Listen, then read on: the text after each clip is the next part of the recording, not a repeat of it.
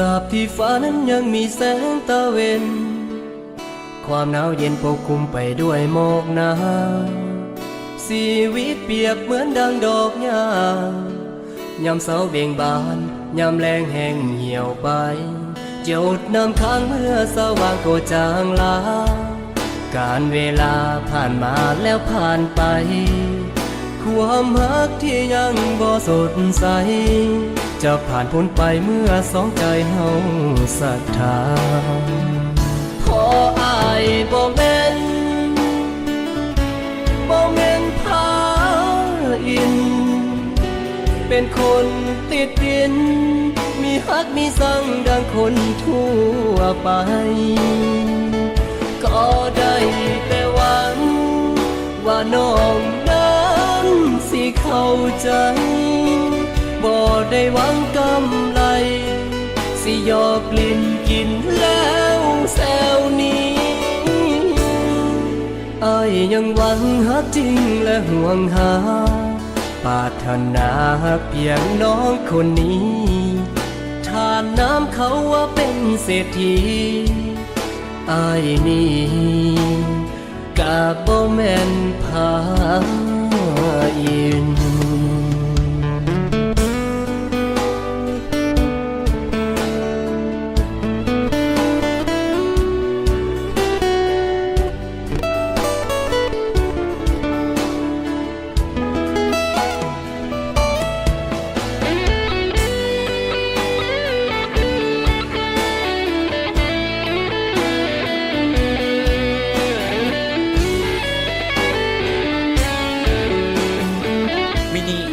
ต้นนะเจ้าบุจื้อค่อยหวา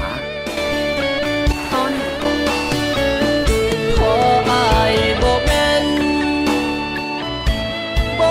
พาอินเป็นคนติดดินมีฮักมีสังดังคนทั่วไปก็ได้แต่หวังว่าน้องนั้นสิเข้าใจบ่ได้หวังเจ้าบ่มีมินิค่อยกะฮักเจ้าบ่ได้ยอกลิ้นกินแล้วแซวนี้อ้ายยังหวังฮักจริงและห่วงหาปรารถนาเพียงน้องคนนี้ทานน้ำเขาว่าเป็นเศรษฐีอ้ายนี่กะบ่แม่นพาอินอ้ายนี่กะบ่แม่นพาอิน